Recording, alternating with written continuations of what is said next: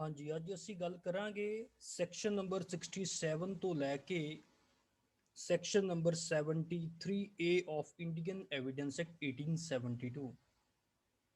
इन्हां सारे सैक्शनां दे विच किस गल दे उत्ते तवज्जो दित्ती हुई है? जदों किसी व्यक्ति दी हैंडराइटिंग दा जां जदों कदे किसी दे सिग्नेचर दा डिस्प्यूट पै जांदा है किसी रिटन डॉक्यूमेंट दे उत्ते ते उसनूं साबित किदां कीता जाना है? That rule has been given from section number 67 to 73A। मान लो दो व्यक्तियों का आपस ਦੇ ਵਿੱਚ डिस्प्यूट हैगा है। अगर एक व्यक्ति दूसरे व्यक्ति के खिलाफ कोई सिविल सूट फाइल करता है ਜਾਂ कोई क्रिमिनल प्रोसिक्यूशन दूसरे व्यक्ति के खिलाफ चालू करता है तो ਉਹਦੇ ਕੋਲ दूसरे व्यक्ति के द्वारा एग्जीक्यूट किया होया कोई डॉक्यूमेंट हैगा है, then mere filing of the document before the court is not sufficient। सिर्फ ते सिर्फ डॉक्यूमेंट ਨੂੰ ਕੋਰਟ ਦੇ ਵਿੱਚ ਟੈਂਡਰ ਕਰ ਦੇਣਾ ਜਾਂ ਫਾਈਲ ਕਰ ਦੇਣਾ ਹੀ ਮੋਰ ਦੈਨ ਸਫੀਸ਼ੀਐਂਟ ਨਹੀਂ ਹੈਗਾ।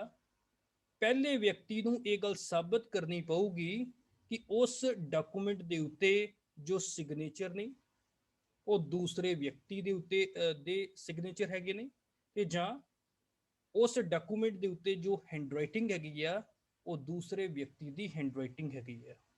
ਸੋ ਕਹਿਣ ਦਾ ਭਾਵ ਇਹ ਹੈਗਾ ਏ ਸੈਕਸ਼ਨ 67 ਦੇ ਵਿੱਚ ਕਿ ਸਿਰਫ ਤੇ ਸਿਰਫ ਡਾਕੂਮੈਂਟ ਨੂੰ ਫਾਈਲ ਕਰ ਦੇਣ ਦੇ ਨਾਲ ਤੁਹਾਡੀ ਜ਼ਿੰਮੇਵਾਰੀ ਖਤਮ ਨਹੀਂ ਹੈ ਹੁੰਦੀ।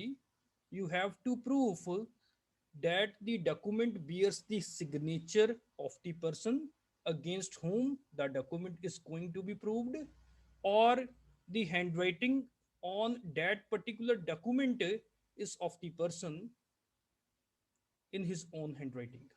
तो सेक्शन नंबर 67 की हैगा ये, आओ जी एक बार पढ़ते हैं। Proof of signature and handwriting of person alleged to have signed or written document produced। अगर किसी व्यक्ति का आप सिग्नेचर कोर्ट ਦੇ ਵਿੱਚ ਪੇਸ਼ ਕੀਤਾ ਹੈ ਤੇ ਜਾਂ ਕਿਸੇ ਵਿਅਕਤੀ ਦੀ ਹੈਂਡਰਾਈਟਿੰਗ ਨੂੰ ਕੋਰਟ ਦੇ ਵਿੱਚ ਪੇਸ਼ ਕੀਤਾ ਹੈ ਤੇ ਸਾਨੂੰ ਇਹ ਸਾਬਤ ਕਰਨਾ ਪੈਣਾ ਹੈ ਕਿ ਇਹ ਜੋ ਸਿਗਨੇਚਰ ਆ ਇਹ ਦੂਸਰੇ ਵਿਅਕਤੀ ਦਾ ਹੈਗਾ ਹੈ ਤੇ ਜਾਂ ਇਹ ਜੋ ਹੈਂਡਰਾਈਟਿੰਗ ਹੈਗੀ ਆ ਇਹ ਉਸ ਦੂਸਰੇ ਵਿਅਕਤੀ ਦੀ ਹੈਂਡਰਾਈਟਿੰਗ ਹੈਗੀ ਆ।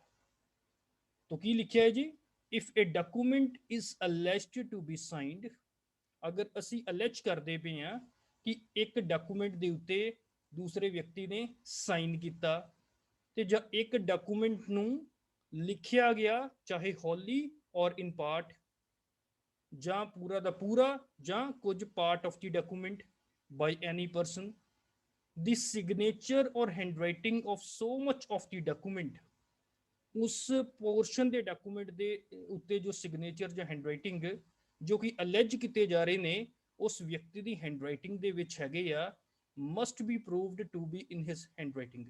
ये गल साबित करनी पैनी आ कि ये जो सिग्नेचर या हैंडराइटिंग हैगी आ ये उस व्यक्ति के हथों लिखे गए सिग्नेचर या हैंडराइटिंग का पार्ट है। So I want to repeat section 67। Proof of signature and handwriting of person alleged to have signed or written document produced। If a document is alleged to be signed or to have been written wholly or in part by any person, अगर एक document allege किया जा रहा है उसके उत्ते sign या उसको लिखा गया है हॉली और इन पार्ट किसी व्यक्ति के द्वारा, द सिग्नेचर और handwriting of so much of the document as is alleged to be in that person's handwriting. वो जो अगर डॉक्यूमेंट अलेज किया जा रहा है कि उस परसन की हैंडराइटिंग ਦੇ ਵਿੱਚ ਸਿਗਨੇਚਰ ਹੋਇਆ ਵਾ ਜਾਂ ਹੈਂਡਰਾਈਟਿੰਗ ਉਸ ਦੂਸਰੇ ਵਿਅਕਤੀ ਦੀ ਹੈਗੀ ਆ, it must B proved that it was in his own handwriting। ਉਸੇ ਤਰੀਕੇ ਨਾਲ ਸੈਕਸ਼ਨ ਨੰਬਰ 67 ਇਹ ਵੀ ਗੱਲ ਕਰਦਾ ਏ ਕਿ ਮੰਨ ਲਓ ਅਗਰ ਕੋਈ ਆਪਾਂ ਇਲੈਕਟ੍ਰੋਨਿਕ ਰਿਕਾਰਡ ਕੋਰਟ ਦੇ ਵਿੱਚ ਪੇਸ਼ ਕਰਦੇ ਆ, ਅਗਰ ਉਸ ਇਲੈਕਟ੍ਰੋਨਿਕ ਰਿਕਾਰਡ ਦੇ ਉੱਤੇ ਕਿਸੇ ਵਿਅਕਤੀ ਦੇ ਇਲੈਕਟ੍ਰੋਨਿਕ ਸਿਗਨੇਚਰ ਹੈਗੇ ਨੇ, ਅਗਰ ਉਸ ਇਲੈਕਟ੍ਰੋਨਿਕ ਰਿਕਾਰਡ ਦੇ ਉੱਤੇ ਕਿਸੇ ਦੂਸਰੇ ਵਿਅਕਤੀ ਦੇ ਇਲੈਕਟ੍ਰੋਨਿਕ ਸਿਗਨੇਚਰ ਹੈਗੇ ਨੇ ਤੇ ਸਾਨੂੰ ਸਾਬਤ ਕਰਨਾ ਪਏਗਾ कि ये जो सिग्नेचर हैगे ने दूसरे व्यक्ति के इलैक्ट्रॉनिक सिग्नेचर हैगे ने।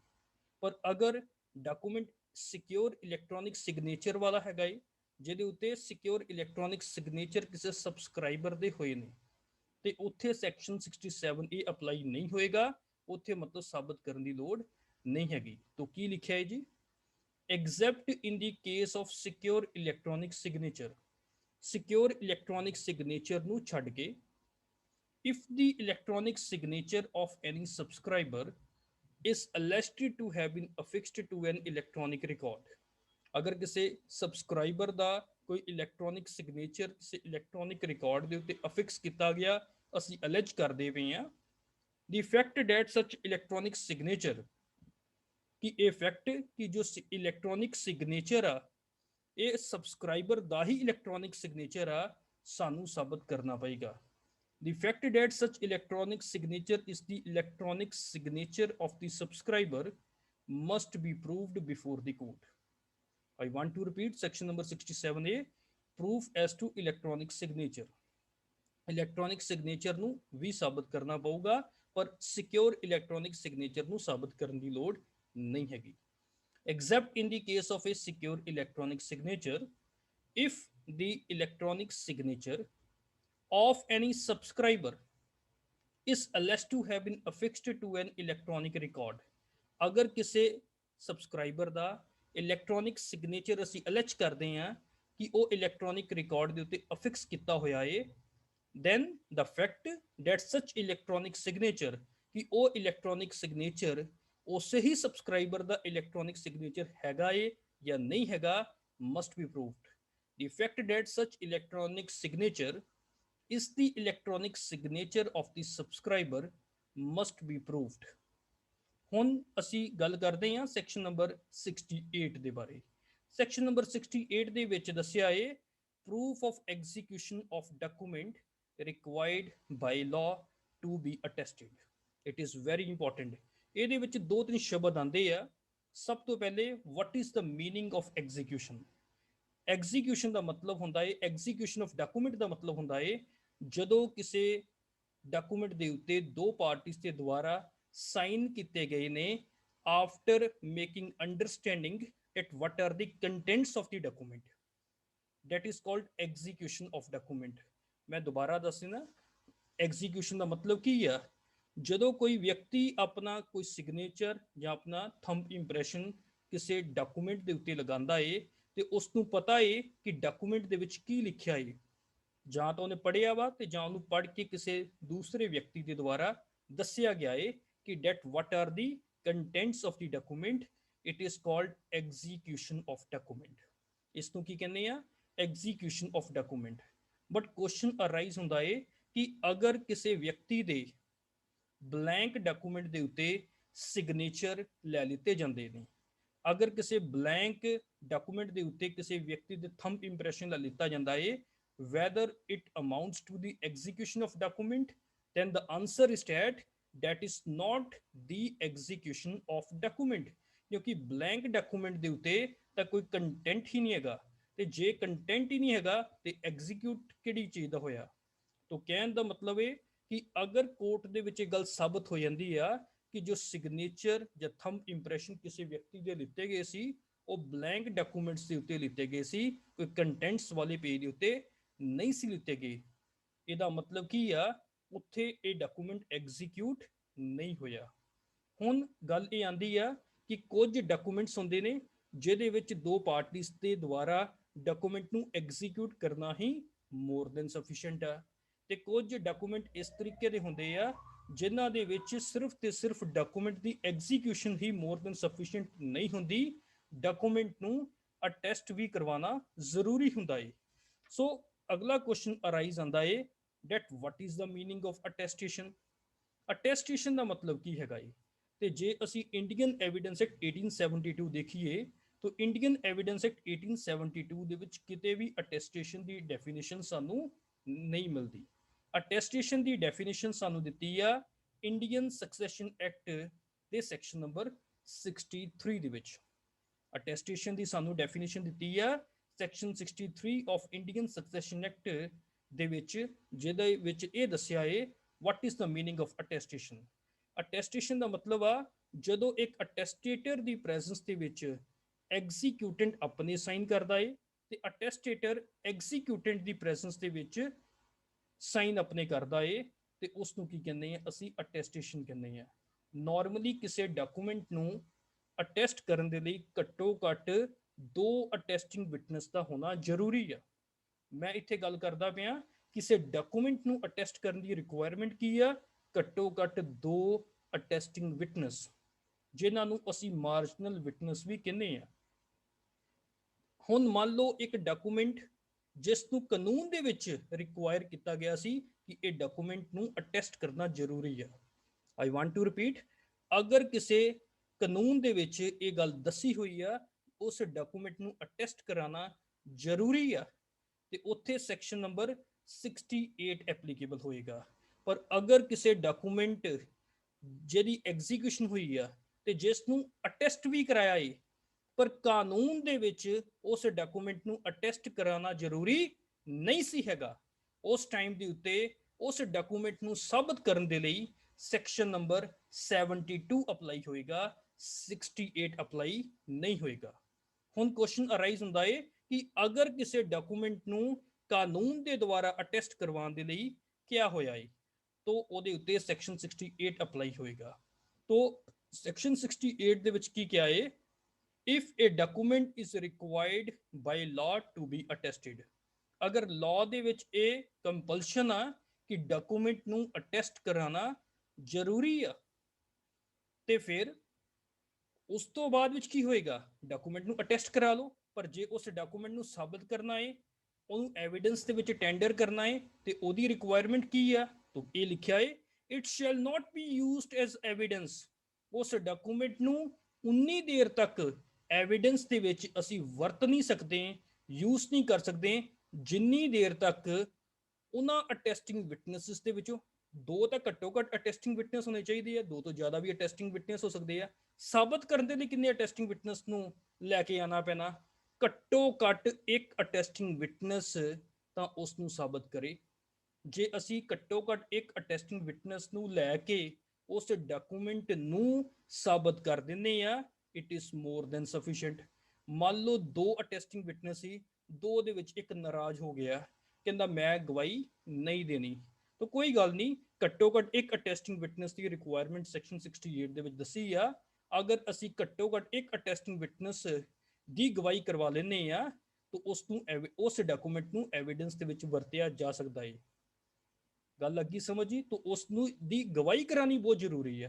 ਤਾਂ ਕੀ ਲਿਖਿਆ, ਮੈਂ ਦੁਬਾਰਾ ਰਿਪੀਟ ਕਰ ਦਿੰਦਾ, if a document is required by law to be attested, ਅਗਰ ਕਿਸੇ ਕਾਨੂੰਨ ਦੇ ਵਿੱਚ ਇਹ ਲਿਖਿਆ ਹੈ ਕਿ ਡਾਕੂਮੈਂਟ ਦੀ ਅਟੈਸਟੇਸ਼ਨ ਕਰਾਣਾ ਜ਼ਰੂਰੀ ਹੈ, then it shall not be used as evidence। ਉਸ ਡਾਕੂਮੈਂਟ ਨੂੰ ਐਵੀਡੈਂਸ ਦੇ ਤੌਰ ਦੇ ਉੱਤੇ ਉਨੀ ਦੇਰ ਤੱਕ ਨਹੀਂ ਵਰਤਿਆ ਜਾ ਸਕਦਾ until one attesting witness at least has been called for the purpose of proving its execution।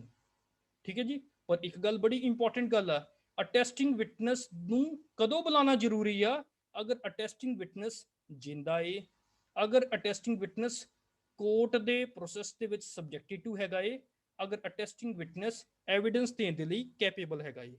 ਤਾਂ ਕਹਿਣ ਦਾ ਮਤਲਬ ਇਹ ਆ ਕਿ if the attesting witness is not alive, if the attesting witness is not subject to the process of the court, or if the attesting witness becomes incapable of giving evidence, then what will happen, then section 68 the requirement dispense with ਹੋ ਜਾਊਗੀ। ਅਗਰ ਅਸੀਂ ਇਹ ਗੱਲ ਸਾਬਤ ਕਰ ਦਿੰਨੇ ਆ ਕਿ ਅਟੈਸਟਿੰਗ ਵਿਟਨੈਸ ਮਰ ਚੁੱਕਾ ਹੈ ਜਾਂ ਅਟੈਸਟਿੰਗ ਵਿਟਨੈਸ ਹੁਣ ਕੋਰਟ ਦੇ ਪ੍ਰੋਸੈਸ ਤੋਂ ਬਾਹਰ ਹੋ ਚੁੱਕਾ ਹੈ, or the attesting witness becomes incapable of giving evidence, then section 68 ਦੇ ਵਿੱਚ ਅਟੈਸਟਿੰਗ ਵਿਟਨੈਸ ਦੇ ਦੁਆਰਾ ਉਸ ਡਾਕੂਮੈਂਟ ਨੂੰ ਸਾਬਤ ਕਰਨ ਦੀ ਜਿਹੜੀ ਮੈਂਡੇਟਰੀ ਪ੍ਰੋਵੀਜ਼ਨ ਆ ਡਿਸਪੈਂਸ ਵਿਦ ਹੋ ਜਾਊਗੀ। So I want to repeat section 68 para number 1, if a document is required by law to be attested, it shall not be used as evidence until one attesting witness at least has been called for the purpose of proving its execution, if there be an attesting witness alive and subject to the process of court and capable of giving evidence। Okay, ਹੁਣ ਇੱਕ ਗੱਲ ਪ੍ਰੋਵਿਜ਼ੋ ਦੇ ਵਿੱਚ ਵੀ ਲਿਖ ਦਿੱਤੀ ਗਈ ਆ। ਪ੍ਰੋਵਿਜ਼ੋ ਦੇ ਵਿੱਚ ਉਹਨਾਂ ਡਾਕੂਮੈਂਟਸ ਦੀ ਗੱਲ ਕੀਤੀ ਗਈ ਆ ਜਿਸ ਨੂੰ ਇੰਡੀਅਨ ਰਜਿਸਟ੍ਰੇਸ਼ਨ ਐਕਟ 1908 ਦੀ ਪ੍ਰੋਵੀਜ਼ਨਸ ਦੇ ਵਿੱਚ ਰਜਿਸਟਰ ਹੋਣ ਦੀ ਕੰਪਲਸ਼ਨ ਹੈਗੀ ਆ। ਤੋ ਇੰਡੀਅਨ ਰਜਿਸਟ੍ਰੇਸ਼ਨ ਐਕਟ 1908 ਦੇ ਸੈਕਸ਼ਨ ਨੰਬਰ 17 ਤੇ 18 ਦੇ ਵਿੱਚ ਇਹ ਦੱਸਿਆ ਕਿ ਕਿਹੜੇ ਡਾਕੂਮੈਂਟ ਦੀ ਰਜਿਸਟ੍ਰੇਸ਼ਨ ਕਰਾਉਣੀ ਜ਼ਰੂਰੀ ਆ ਤੇ ਕਿਹਨਾਂ ਦੀ ਰਜਿਸਟ੍ਰੇਸ਼ਨ ਕਰਾਉਣੀ ਜ਼ਰੂਰੀ ਨਹੀਂ ਹੈਗੀ। Provided that it shall not be necessary to call an attesting witness in proof of execution of any document not being a will, ਇੱਥੇ will ਕਵਰ ਨਹੀਂ ਹੋਏਗੀ। तो ਪ੍ਰੋਵਿਜ਼ੋ ਦੇ ਵਿੱਚ ਕੀ ਕਿਹਾ ਕਿ ਉਦੋਂ ਕਿਸੇ ਅਟੈਸਟਿੰਗ ਵਿਟਨੈਸ ਨੂੰ ਕਿਸੇ ਡਾਕੂਮੈਂਟ ਨੂੰ ਸਾਬਤ ਕਰਨ ਦੇ ਲਈ ਬੁਲਾਉਣ ਦੀ ਲੋੜ ਗਵਾਹ ਦੇ ਤੌਰ ਦੇ ਉੱਤੇ ਨਹੀਂ ਹੈਗੀ ਜੋ ਡਾਕੂਮੈਂਟ ਇੰਡੀਅਨ ਰਜਿਸਟ੍ਰੇਸ਼ਨ ਐਕਟ 1908 ਦੀ ਪ੍ਰੋਵੀਜ਼ਨ ਦੇ ਵਿੱਚ ਰਜਿਸਟਰ ਹੋ ਚੁੱਕੇ ਹੈ, which has been registered in accordance with the provisions of Indian Registration Act 1908। पर अगर मान लो उस डॉक्यूमेंट की एग्जीक्यूशन ही दूसरी पार्टी ने स्पेसिफिकली डिनाई की है, अगर दूसरी पार्टी कहती है कि नहीं मैं कभी इस डॉक्यूमेंट नू एग्जीक्यूट ही नहीं किया, मैं इस डॉक्यूमेंट नू साइन ही नहीं किया, उस टाइम के उत्ते अटेस्टिंग विटनेस नू बुलाना जरूरी है। Unless it's execution by the person by whom it purport to be executed is specifically denied। अगर जिस व्यक्ति ਦੇ ਬਾਰੇ ਅਸੀਂ ਕਹਿੰਦੇ ਪਏ ਅਲੈਜ ਕਰਦੇ ਪਏ ਆ ਕਿ ਉਸ ਵਿਅਕਤੀ ਨੇ ਇਹ ਡਾਕੂਮੈਂਟ ਸਾਈਨ ਕੀਤਾ, ਉਹ ਸਪੈਸੀਫਿਕਲੀ ਆਪਣੀ ਰਿਟਨ ਸਟੇਟਮੈਂਟ ਜਾਂ ਆਪਣੀ ਰੈਪਲੀਕੇਸ਼ਨ ਦੇ ਵਿੱਚ ਲਿਖਦਾ ਪਿਆ ਹੈ ਕਿ ਮੈਂ ਕਦੀ ਇਸ ਡਾਕੂਮੈਂਟ ਨੂੰ ਸਾਈਨ ਹੀ ਨਹੀਂ ਕੀਤਾ, ਮੈਂ ਇਸ ਡਾਕੂਮੈਂਟ ਨੂੰ ਐਗਜ਼ੀਕਿਊਟ ਹੀ ਨਹੀਂ ਕੀਤਾ, ਫਿਰ ਉਸ ਟਾਈਮ ਦੇ ਉੱਤੇ ਅਟੈਸਟਿੰਗ ਵਿਟਨੈਸ ਦੀ ਗਵਾਹੀ ਕਰਵਾਉਣੀ ਜ਼ਰੂਰੀ ਹੋ ਜਾਊਗੀ। ਹੁਣ ਇੱਥੇ ਪ੍ਰੋਵਿਜ਼ੋ ਦੇ ਵਿੱਚ ਵਿਲ ਨੂੰ ਸਾਬਤ ਕਰਨ ਦੀ ਜ਼ਰੂਰਤ ਪੈਣੀ ਹੈ।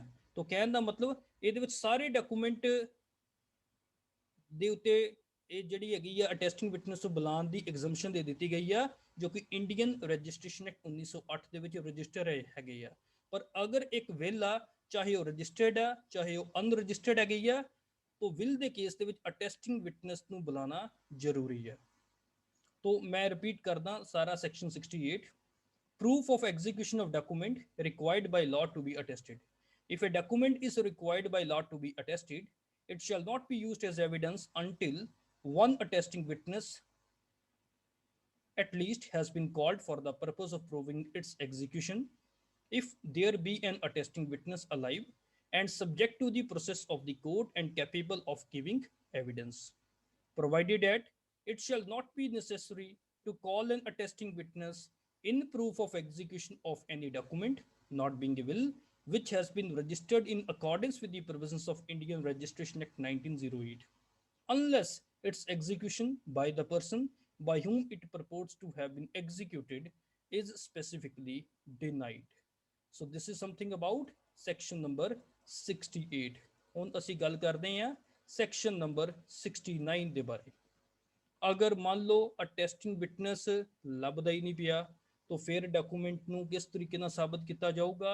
आओ जी पढ़ते हैं section number 69।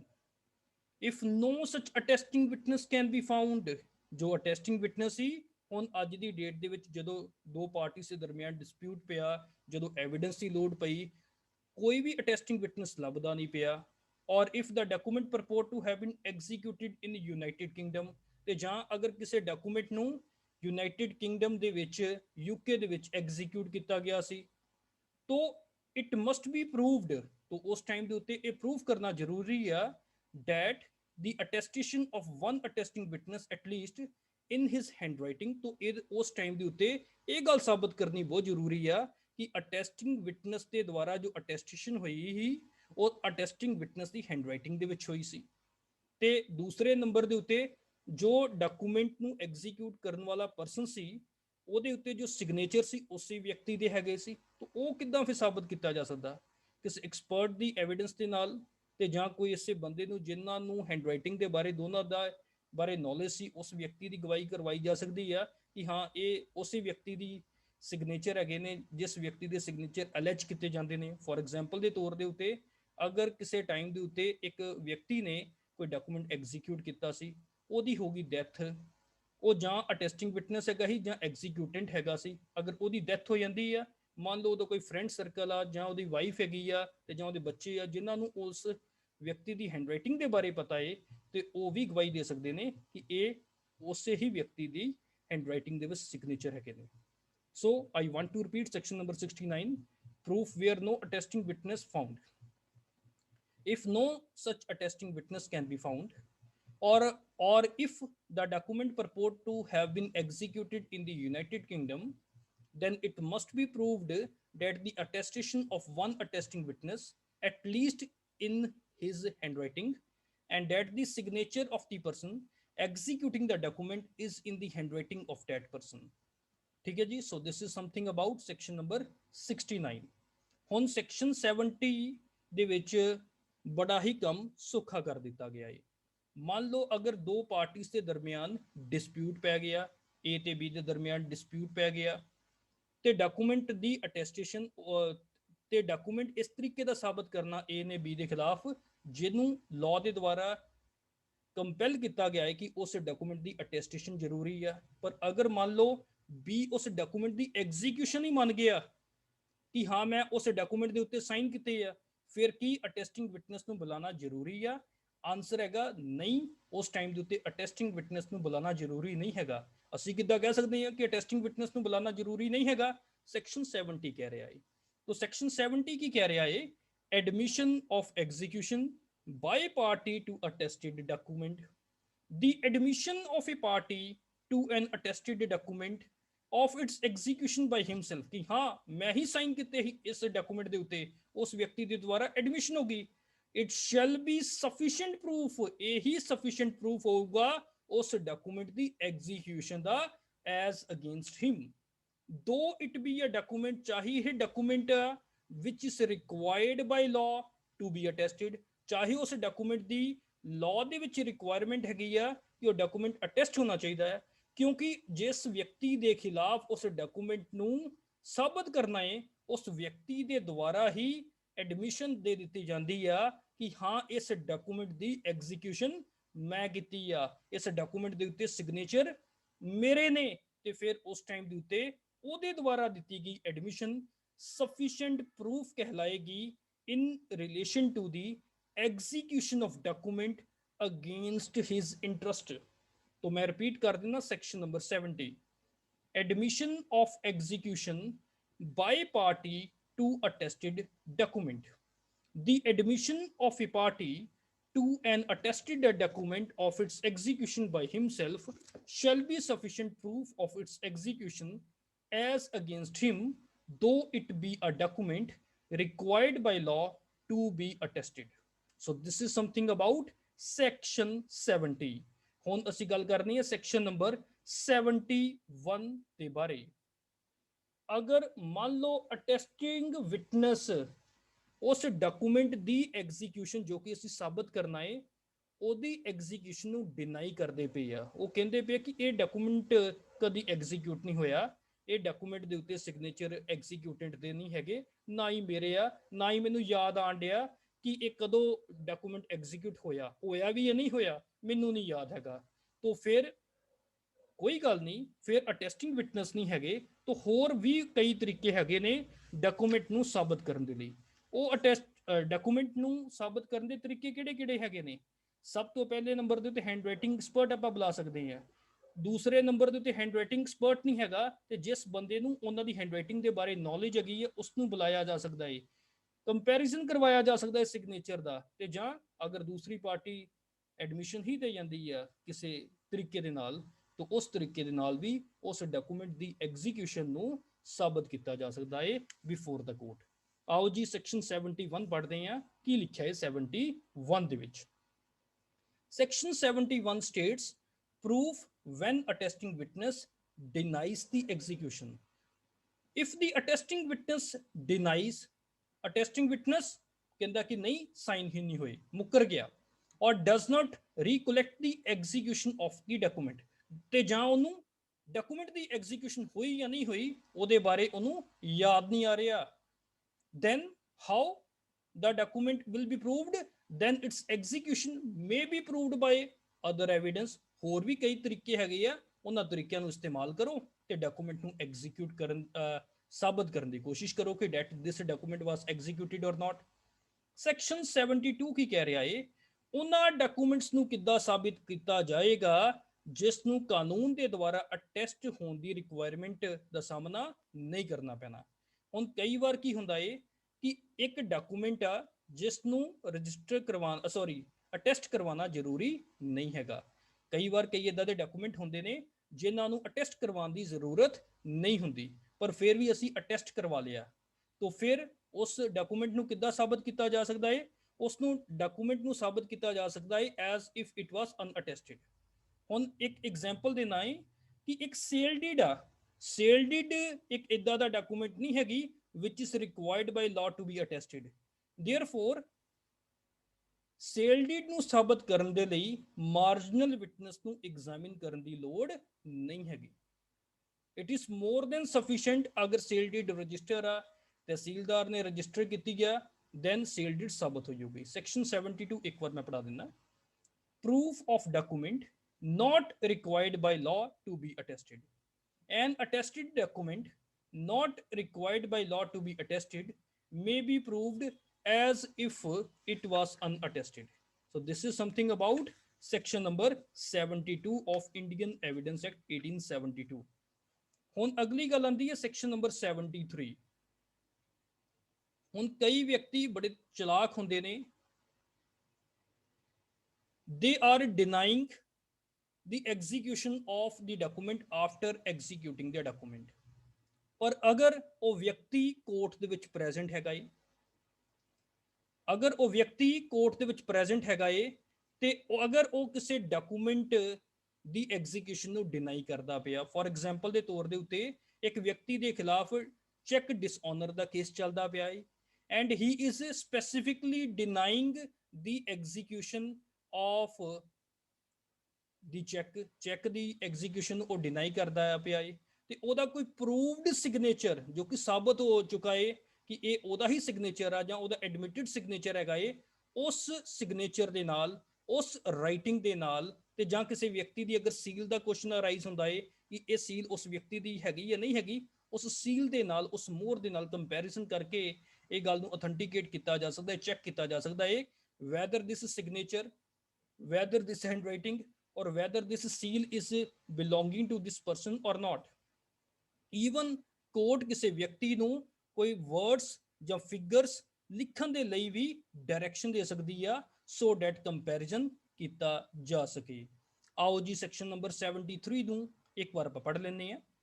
Comparison of signature, writing ਔਰ ਸੀਲ ਵਿਦ ਅਦਰਸ ਐਡਮਿਟਡ ਔਰ ਅਪਰੂਵਡ। ਦੋ ਗੱਲਾਂ ਆ ਗਈਆਂ। ਅਗਰ ਕਿਸੇ ਸਿਗਨੇਚਰ ਨੂੰ, ਰਾਈਟਿੰਗ ਨੂੰ ਜਾਂ ਸੀਲ ਨੂੰ ਦੂਸਰੀ ਪਾਰਟੀ ਐਡਮਿਟ ਕਰ ਲੈਂਦੀ ਹੈ ਕਿ ਹਾਂ ਇਹ ਸਿਗਨੇਚਰ, ਰਾਈਟਿੰਗ ਜਾਂ ਸੀਲ ਮੇਰੀ ਆ, ਉਹਦੇ ਨਾਲ ਵੀ ਕੰਪੈਰੀਜ਼ਨ ਹੋ ਸਕਦਾ ਹੈ। ਤੇ ਜਾਂ ਐਡਮਿਸ਼ਨ ਤਾਂ ਨਹੀਂ ਦਿੱਤੀ ਪਰ ਦੂਸਰੀ ਪਾਰਟੀ ਦੇ ਸਿਗਨੇਚਰ, ਰਾਈਟਿੰਗ ਔਰ ਸੀਲ ਨੂੰ ਅਸੀਂ ਕੋਰਟ ਦੇ ਵਿੱਚ ਸਾਬਤ ਕਰ ਦਿੱਤਾ ਇਹ ਸਿਗਨੇਚਰ, ਰਾਈਟਿੰਗ ਔਰ ਸੀਲ ਇਸੇ ਹੀ ਵਿਅਕਤੀ ਦੀ ਹੈਗੀ ਆ, ਤੇ ਫਿਰ ਉਸ ਪ੍ਰੂਵਡ ਸਿਗਨੇਚਰ, ਰਾਈਟਿੰਗ ਔਰ ਸੀਲ ਦਾ ਵੀ ਕੰਪੈਰੀਜ਼ਨ ਕੀਤਾ ਜਾ ਸਕਦਾ ਹੈ। in order to ascertain whether a signature, writing or seal कि एक सिग्नेचर, राइटिंग और seal is a that of the person कि उसी व्यक्ति दी हैगी है, by whom it purport to have been written or made कि ਜਿਹਦੇ ਦੁਆਰਾ ਇਹ ਡਾਕੂਮੈਂਟ ਰਿਟਨ ਕੀਤਾ ਗਿਆ ਜਾਂ ਮੇਡ ਕੀਤਾ ਗਿਆ ਕਿ ਉਸੇ ਹੀ ਵਿਅਕਤੀ ਦੀ ਇਹ ਸਿਗਨੇਚਰ, ਰਾਈਟਿੰਗ ਔਰ ਸੀਲ ਹੈਗੀ ਹੈ। then any signature, writing or seal which writing, signature or seal is admitted or proved to the satisfaction of the court to have been written or made by that person, ਉਹਦੇ ਨਾਲ ਉਹਨੂੰ compare ਕੀਤਾ ਜਾ ਸਕਦਾ, may be compared with the one which is to be proved। ਜਿਹੜੇ signature ਨੂੰ, ਜਿਹੜੀ writing ਨੂੰ, ਜਿਹੜੀ ਸੀਲ ਨੂੰ ਅਸੀਂ ਸਾਬਤ ਕਰਨਾ ਹੈ ਉਹਦੇ ਨਾਲ ਪ੍ਰੂਵਡ ਜਾਂ ਐਡਮਿਟਡ ਸਿਗਨੇਚਰ, ਰਾਈਟਿੰਗ ਔਰ ਸੀਲ ਨੂੰ ਕੰਪੇਅਰ ਕਰ ਲਓ। although that signature, writing or seal has not been produced or proved for any other purpose। ਤੇ ਜਿਹੜੇ ਅਸੀਂ ਰਾਈਟਿੰਗ, ਸੀਲ ਦੇ ਨਾਲ ਜਾਂ ਸਿਗਨੇਚਰ ਦੇ ਨਾਲ ਕੰਪੈਰੀਜ਼ਨ ਕਰਨਾ ਹੈ ਭਾਵੇਂ ਉਸ ਨੂੰ ਹੋਰ ਕਿਸੇ ਪਰਪਸ ਲਈ ਯੂਜ਼ ਨਹੀਂ ਕੀਤਾ, ਇੱਥੇ ਕੰਪੈਰੀਜ਼ਨ ਪਰਪਸ ਕਰਨ ਦੇ ਲਈ ਉਸ ਨੂੰ ਵਰਤਿਆ ਜਾ ਸਕਦਾ ਹੈ। ਸੋ ਮੈਂ ਪਹਿਲਾ ਪੈਰਾ ਦੁਬਾਰਾ ਪੜ੍ਹ ਦਿੰਦਾ ਸੋ ਡੈਟ ਕਿਸੇ ਤਰ੍ਹਾਂ ਦੀ ਕੋਈ ਕਨਫਿਊਜ਼ਨ ਨਾ ਰਹਿ ਜਾਵੇ। in order to ascertain whether a signature, writing or seal is that of the person by whom it purport to have been written or made, any signature, any writing or any seal which is admitted or approved to the satisfaction of the court to have been written or made by that person may be compared with the one which is to be proved, although chahe that signature, writing, or seal has not been produced or approved for any other purpose. ठीक है जी. So this is something about first paragraph of section 73. Section 73 the second paragraph which की क्या है? It is the power of the court to give the direction to any person who is present in court to write any words or figure for the purpose of enabling the court to compare the words or figures so written with any words or figure alleged to have been written by such person. अगर कोई व्यक्ति court ਦੇ ਵਿੱਚ ਹੀ ਖੜਾ ਹੈ, ਅਗਰ ਉਹ ਆਪਣੇ ਸਿਗਨੇਚਰ ਨੂੰ ਡਿਨਾਈ ਕਰਦਾ ਪਿਆ ਹੈ, ਅਗਰ ਉਹ ਆਪਣੇ ਦੁਆਰਾ ਕੋਈ ਫਿਗਰ ਲਿਖੀ ਗਈ ਨੂੰ ਡਿਨਾਈ ਕਰਦਾ ਹੈ, ਤੇ ਕੋਰਟ ਉਸ ਵਿਅਕਤੀ ਨੂੰ ਡਾਇਰੈਕਸ਼ਨ ਦੇ ਸਕਦੀ ਹੈ ਕਿ ਮੈਨੂੰ ਲਿਖ ਕੇ ਦਿਖਾਓ ਉਹ ਵਰਡ ਜਾਂ ਫਿਗਰ ਆਪਣੀ ਹੈਂਡਰਾਈਟਿੰਗ ਦੇ ਵਿੱਚ, ਸੋ ਡੈਟ ਤੁਹਾਡੀ ਲਿਖਾਈ ਨੂੰ ਮੈਂ ਉਸ ਅਲੈਸਟ ਹੈਂਡਰਾਈਟਿੰਗ ਦੇ ਨਾਲ ਕੰਪੇਅਰ ਕਰ ਸਕਾਂ ਤੇ ਇਹ ਗੱਲ ਦੇਖ ਪਾਵਾਂ ਕਿ weather this handwriting is of yours ਔਰ ਨਾਟ, ਕਿ ਇਹ ਹੈਂਡਰਾਈਟਿੰਗ ਤੁਹਾਡੀ ਹੈਗੀ ਆ ਜਾਂ ਨਹੀਂ ਹੈਗੀ. I want to repeat, the court may direct any person who is present in court to write any words or figures for the purpose of enabling the court to compare with the words, figure or so written with any words or figures alleged to have been written by such person. This section applies also with any necessary modification to finger impressions. तो ये जो section हैगा ये section number 73 ਦਾ ਜਿਸ ਤਰੀਕੇ ਨਾਲ signature writing ਜਾਂ ਸੀਲ ਦੇ ਉੱਤੇ ਐਪਲੀਕੇਬਲ ਹੁੰਦਾ ਹੈ ਉਸੇ ਤਰੀਕੇ ਨਾਲ ਫਿੰਗਰ ਇੰਪ੍ਰੈਸ਼ਨ ਦੇ ਉੱਤੇ ਵੀ ਐਪਲੀਕੇਬਲ ਹੁੰਦਾ ਹੈ. ਅਗਰ ਕੋਈ ਵਿਅਕਤੀ ਕਹਿੰਦਾ ਪਿਆ ਹੈ ਕਿ that this finger impression is not of ਮਾਈਨ, ਤਾਂ ਉਹਦੇ ਐਡਮਿਟਡ ਜਾਂ ਪ੍ਰੂਵਡ ਫਿੰਗਰ ਇੰਪ੍ਰੈਸ਼ਨ ਨੂੰ ਕੰਪੇਅਰ ਕੀਤਾ ਜਾ ਸਕਦਾ ਹੈ, ਤੇ ਜਾਂ ਅਗਰ ਉਹ ਪਰਸਨ ਕੋਰਟ ਦੇ ਵਿੱਚ ਹੀ ਪ੍ਰੈਜ਼ੈਂਟ ਹੈਗਾ ਹੈ ਤੇ ਉਹਦੇ ਫਿੰਗਰ ਇੰਪ੍ਰੈਸ਼ਨ ਲੈ ਕੇ ਕੰਪੈਰੀਜ਼ਨ ਕੋਰਟ ਦੇ ਦੁਆਰਾ ਕੀਤਾ ਜਾ ਸਕਦਾ ਹੈ. So this section applies also with any necessary modifications to the finger impressions. ठीक है जी. So this is something about section number 73.